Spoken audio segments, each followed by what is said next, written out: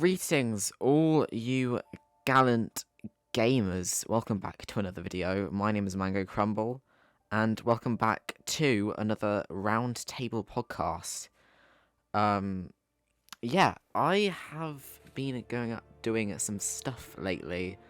That's not exactly the best way to put it. It has been, I guess, a month or so since the last one, or maybe like 2 months. I'm not sure. I can't remember.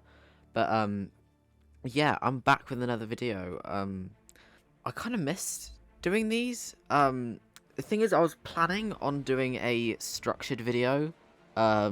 So like a review for something I'll talk about later. And there was this other video I was planning on doing, but it kind of went I didn't really have the time to do it. Plus, I was on holiday and stuff, so I never really got my chance to write a script or anything. So yeah, I didn't really have the time to do anything. But yeah, so what are we gonna talk about? So I have a list of things I'm gonna talk about. Spider-Man No Way Home. That's the first thing I'm gonna talk about, and let's just get into that.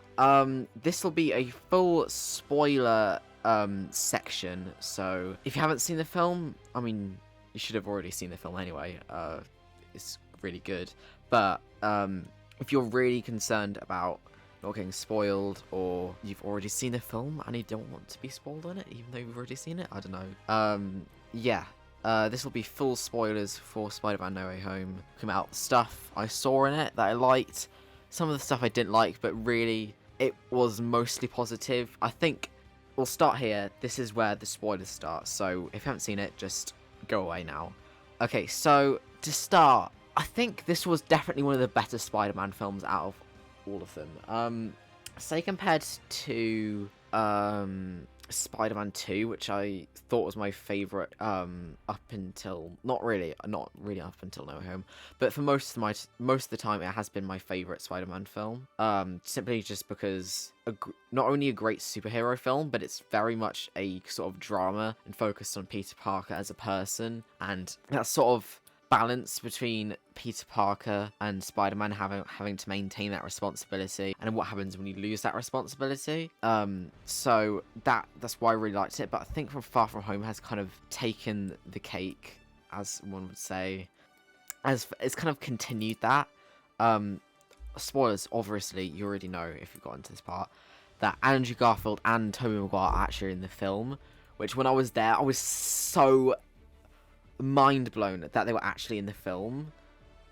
Even though I was was partly spoiled on it before, I wasn't really sure because I thought it might have been fake. But like when I saw them, even if I kind of semi knew already they were going to be in the film, I still couldn't believe my eyes. It was just so shocking. I wasn't surprised there were more people in the theater who was like freaking out. I think there was like a few other people, but not really everyone. I guess those are the people who didn't stay for the after credits, so yeah, just people watching the film because they thought, you know, the next big Marvel film. But yeah, it was, as someone who really liked the original trilogy, I just loved this film. Okay, so actually Andrew Garfield. Now, I wasn't really that big of a fan of Andrew Garfield's character. Andrew Garfield's Peter Parker, not his character. But yeah, he definitely stood out in this film. He has a very charismatic sort of portrayal of Peter Parker. Definitely kind of stood out compared to I mean, Tobey Maguire's was quite good, but he was a lot more reserved and kind of chill because he's been doing this for a while and he doesn't need to feel like he's not like, hello, I'm Spider-Man. He's just kind of like, okay, I'm here. I've seen a lot, you know. He's not super surprised by it, and just kind of going along with it. So I think that really kind of makes sense because he's just such an experienced Spider-Man. Whereas Andrew Garfield, he's literally, Gwen Stacy just died like a few years ago, and he's not really got over that.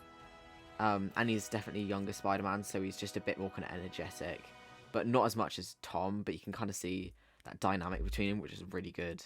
Also the thing with the spider sense I thought was really cool because there was a scene where um it was um he was basically his spider sense went completely turned on, and it was just like zooming in on him, and it was like the whole world around him just like went all fish-eyed lens, and it was just so focused on this, and I thought it was really cool that just the way they portrayed the spider sense, like they haven't really portrayed it that like interestingly before, and it was actually um, Green Goblin Norman Osborn who was actually um, going to portray him. But yeah, he always kind of was like that ever since you could tell, because in Spider-Man 1 he sort of manipulated Tobey Maguire's character to basically go along.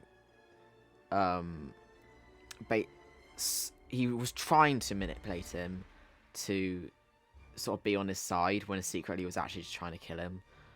So really, he's kind of often he does pretend to be Norman Osborn when he really isn't really at all anymore. Especially by the end of the film, because they all kind of died and came back.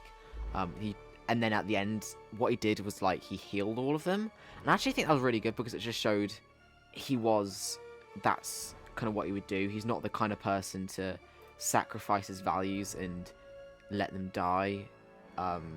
He would do the right thing and like never compromise his values, even if that's more of a danger to himself, which is quite a very Spider-Man thing.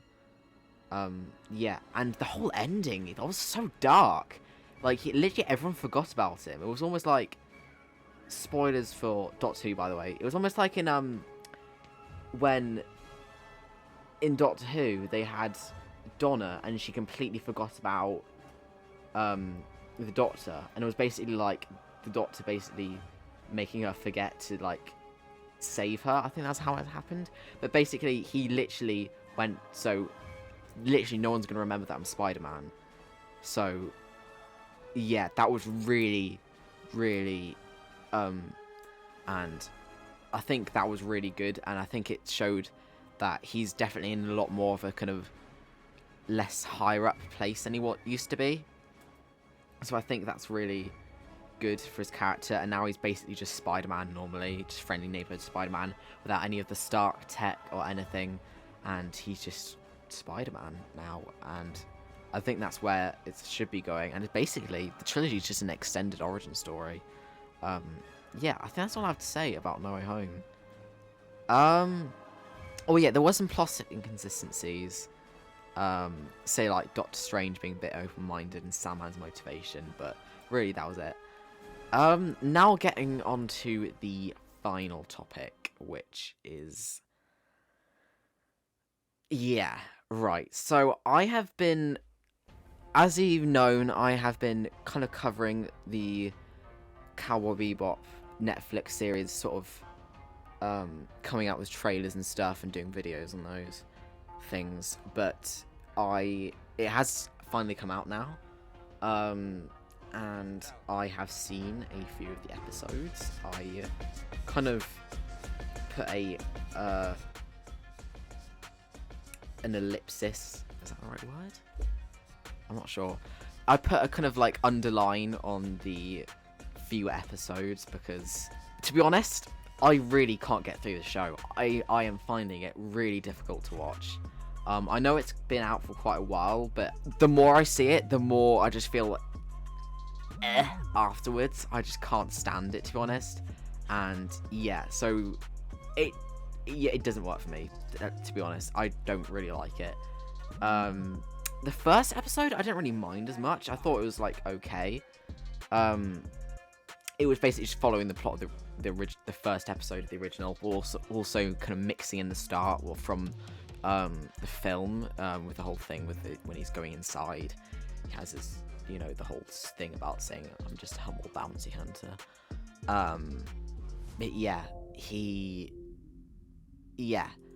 So let's talk about the things I didn't like. First of all, well, I stopped at the third episode, so the second episode and the third episode really didn't work for me. Oh god, especially that blackmail thing. I'll just show you my reaction right now. Sounds to me like blackmail. You're damn right it is, because Jet, you are black and you are male. I'm gonna kill myself! Wow. I'm going to kill myself, and it's your fault! Okay, so, yeah, I just really thought that was a cringy line, and it can just put me off the whole show, really. Just like, have you got that low of a sense of humor? Like, do you actually think this is funny? Like, I don't know how someone would think that would be funny and almost not offensive. Like, why would you think that makes sense? It doesn't even make sense, nor is it funny. It's just a really line. Also, okay, so I haven't got to the part where you met some certain characters, but this is kind of, I've seen screenshots, and oh my god.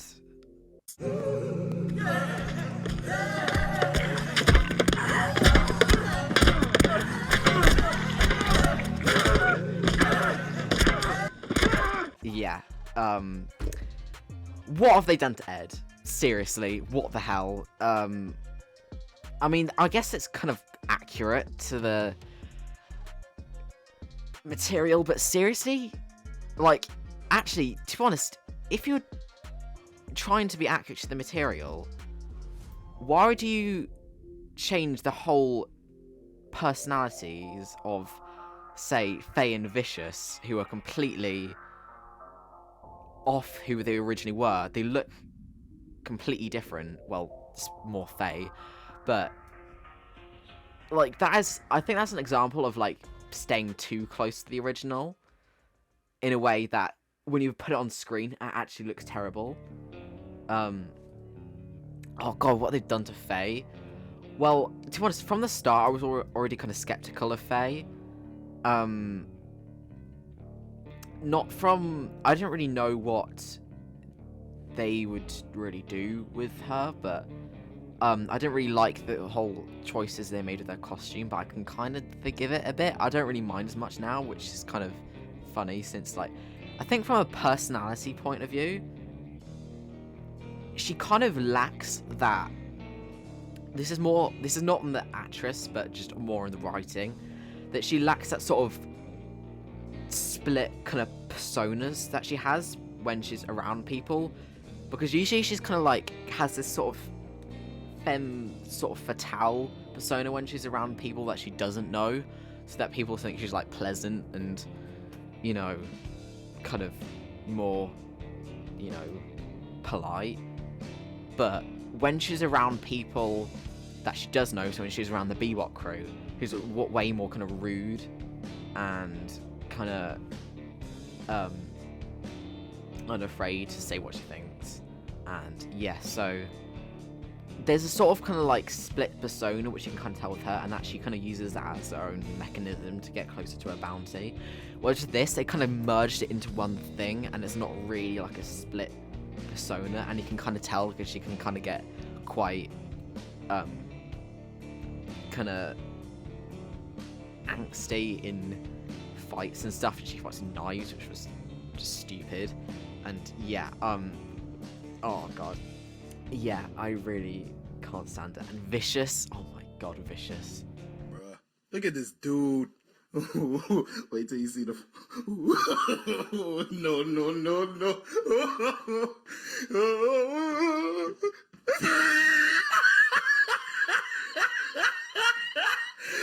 Look at the top of his head. Look at his. Literal Lord Farquaad, mate. Like, look at his hair. It's ridiculous. Why did they go with that look? And why? What is wrong with his personality? He's so, like, uncalculated and just kind of, like, completely acting on Mike about, he's just so unlike how he was. He was a slithery, sort of sly guy in the original. He was planning all the time. He was completely in control of himself. In this one, he's just completely acting on his stubbornness and his slow temper with people, and he's completely unlike the original. And the whole point of him being in the show, the whole time throughout it, just doesn't. I don't care. I literally don't care. Vicious only really matters when he's against Spike. He's supposed to be a lingering thing from his past.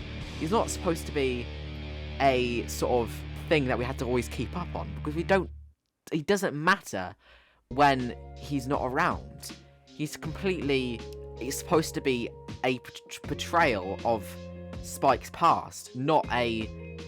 So as I was saying, like, he's not really meant to be important until he comes back to Spike, because he is always that kind of thing in the back of his mind that can always catch up with him.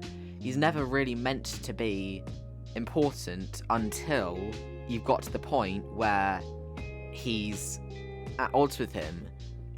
That's what makes him a scary character. This is because he's unpredictable, he's manipulative, he's always planning out everything, and he's always behind him, but you don't always see him there. He's just always there. Whereas in this, he's like, if you know where he is all the time, how's he going to be scary? Because we always know what he's up to all the time, so there's no mystery to him, there's no allure to him, and it defeats the whole point of his character. Also, just like, the whole way it does the episodes, it doesn't make any sense. The way it does the episodes in the original has this episodic nature, which sort of... I'm actually planning to do a video on this, I think, but this episodic nature, which sort of is like an every sort of day life of a bounty hunter. With this one, the plot is completely tied to every episode with Vicious, so you're always thinking about Vicious all the time. This just doesn't work in the plot because, first of all, you already know Vicious is there, you don't have to keep mentioning it, and he's less terrifying, and also, it defeats the point when the plot is supposed to be the pasts of the character, not supposed to be something we're always keeping up with, and the whole point is to be detached from the past and to learn from the past but move on from it. That's the whole points of the episodes. It's because they're episodic, in my opinion. It's because the whole point is that you're supposed to move on from he's supposed to move on from his bounties, and in that case, the rest of his life. And that's how Spike had his demise, is because he was unwilling to let the past be the past and move on from it. And it defeats the whole point of the show when you have that always lingering in the background, and also when you're splicing the episodes together. It just makes it really jarring, and there's no nice structure to it. It's just all in one episode, and they're trying to shove things in and rush it, even when it's over bloating itself with the conversations go on for ages. Have you noticed how long they take to say something which can be just said in a few words, and sometimes they don't have to spell out for you that Spike has a past or a certain character has a past. They leave it up to the person who's watching's imagination and let them speculate it for themselves. It doesn't have to be all spelled out for you. It's ridiculous. Yeah, so yeah, I'm not a big fan of this adaptation, and I'm kind of a bit worried for the Avatar adaptation the Netflix is doing. It just doesn't sound right for me, and I think the casting's alright, but still, after this, I just don't feel very right about them doing a adaptation for anything really after this. I've completely lost my trust. I guess Arcane was good, but still, if you messed it up so bad with this one, how can I trust them to do it again? And it's annoying because Avatar is literally one of my favourite shows next to Cowboy Bebop, so they're just bloody going through my list of things I like and just destroying them one by one. But yeah, I think that's the end of that, to be honest. I've ranted enough, and this video is getting quite long, so yeah. I'm hoping in the future I can make some videos. I am coming up close to a sort of GCSE thing that I'm doing, and unfortunately, just like at this point in my life, I'm just kind of it's very difficult for me to find time. Well, not necessarily time, but the motivation to make videos when you know you've got other stuff to be doing. So it kind of contradicts with me making videos, but I really do want to make some videos, and structured videos I'm really hoping to do with actual scripts and stuff. As I was talking about with Cowboy Bebop, I was talking about the whole kind of narrative structure of it, what I was talking about, and how it's sort of almost kind of a sort of meta thing in a way. That's kind of how I've noticed something about it. But yeah, I think I want to make a video on that sort of thing I've noticed. And also, I've been watching Death Note recently. I have watched the show before, years ago, but only kind of just partly. And I'm actually kind of watching it like properly subsequently now. And yeah, it's a really good show. And also Samurai Champloo, I've been watching that. I've almost got to the last few episodes, so yeah, I'm really enjoying that. So it's not all doom and gloom, but yeah, I guess that's the end of that. If you like the video, you can like it. If you dislike the video, you can dislike it, although that won't mean anything because I've completely removed the point of the dislike button, which is stupid. But I guess if you really did dislike it, you can just dislike it anyway. And yeah, I think that is the end of that. I will see you in the next video at some point. I literally have no idea. But yeah, I'll see you then. Goodbye.